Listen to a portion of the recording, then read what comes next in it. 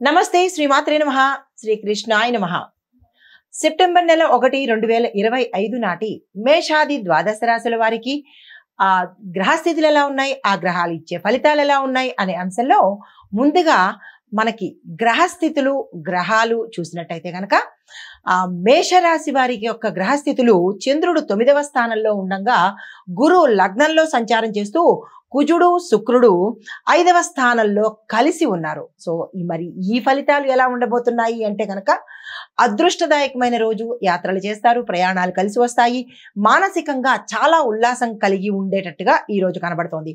దాంతోపాటు ధార్మికంగా ఆసక్తి, దాన ధర్మాలు, క్షేత్ర దర్శనాలతో పాటుగా విద్యార్థులకు కొత్త కొత్త అవకాశాలు రావడము, మీరు ఫిక్స్ చేసుకున్న టార్గెట్స్ కానీ లేదా మీరు ఫిక్స్ చేసుకున్న గోల్స్ కానీ ఈ రోజు చక్కగా రీచ్ అయ్యే అవకాశం కనబడుతోంది.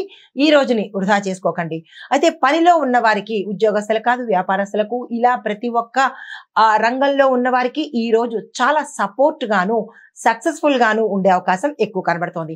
అయితే సోదరులతో చిన్న చిన్న తగాదాలు కానీ మాట పట్టింపులు కానీ వచ్చే అవకాశం కనబడుతోంది. ఈ విషయంలో జాగ్రత్తలు తీసుకోండి. అయితే మీకు చెప్పదగిన పరిహారము, సూర్యోదయ సమయంలో సూర్యుడికి అర్ఘ్యం ఇవ్వడంతో పాటు ఎర్రని పండు కానీ ఎర్రని పువ్వును కానీ యథాశక్తి సమర్పించినట్టయితే సానుకూలమైన ఫలితాలు పొందుతారు. నమస్తే. తదుపరి రాశి వృషభ రాశి. ఈ రాశి వారి యొక్క గ్రహస్థితులు చంద్రుడు 8వ స్థానంలోను, శని భగవానుడు 10వ స్థానంలో వక్రీకరించి సంచారం చేస్తున్నాడు. ఈ సంచార ఫలితాలు కొంత గందరగోళ పరిస్థితి, ఆర్థిక వ్యవహారాల్లో చిక్కులు రావడము, జాగ్రత్తగా చూసుకోవాల్సిన పరిస్థితి, కొంత నష్టపోవడము, కొంత మోసపోవడము జరిగే అవకాశాలు కనబడుతున్నాయి. ఆర్థిక లావాదేవీల విషయంలో జాగ్రత్తలు పాటించే ప్రయత్నం చేసుకోండి. రహస్య విషయాలు బయటపడే అవకాశం కనబడుతోంది. ఈ విషయంలో కొంత జాగ్రత్త తీసుకునే ప్రయత్నం చేయండి. ఏ రంగంలో ఉన్న వాళ్ళకైనా ఇటువంటి ఇబ్బంది కొంత కనబడే అవకాశాలు సూచనలుగా కనబడుతున్నాయి. అయితే ఆరోగ్యం మీద శ్రద్ధ పెట్టండి. అనవసరమైనటువంటి మీ యొక్క ఆహారపు వ్యవహారాలలో కొంత ఇబ్బందికరమైన వాతావరణం కనబడుతోంది. ఆహారం పట్ల జాగ్రత్తలు తీసుకోండి. ఆలస్యంగా కొన్ని పనులు అయ్యే అవకాశం కనబడుతోంది. కార్యసిద్ధి కొంతమేర కలిసి వచ్చే అవకాశం కనబడుతోంది.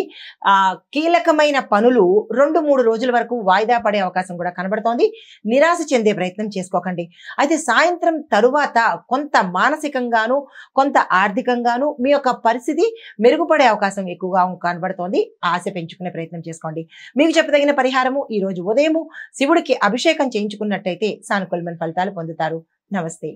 తదుపరి రాశి మిథున రాశి. ఈ రాశి వారి యొక్క గ్రహస్థితులు చంద్రుడు 7వ స్థానంలో సంచారం చేస్తున్నాడు, బుధుడు 4వ స్థానంలో సంచారం చేస్తున్నారు. ఈ సంచార ఫలితాలు ఈ రాశి వారి మీద ఎలా ఉండబోతోంది అంటే కనుక దంపతుల మధ్య గతంలో ఏదైనా ఇబ్బందులు కానీ లేదా గొడవలు కానీ ఉంటే సానుకూలంగా సమన్వయంతో పరిష్కరించుకునే నేర్పును ఈ రోజు మీరు పొందుతారు.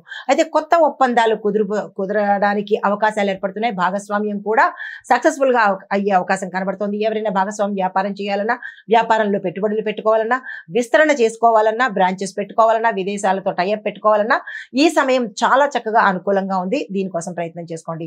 అయితే వ్యాపారంలో లాభాలు వచ్చే అవకాశం కనబడుతోంది. పెట్టుబడుల నిమిత్తంగా ముందుకెళ్లే ప్రయత్నం చేయండి. అది కూడా లాంగ్ టర్మ్ పెట్టుబడులు పెట్టుకునే ప్రయత్నం చేసుకోండి. 4 సంవత్సరాలు 6 సంవత్సరాలు ఇలాగా లాంగ్ టర్మ్ లో పెట్టుబడులకు ప్రయత్నం చేసినట్టయితే విశేషమైన లాభాలు కలిసి వస్తాయి.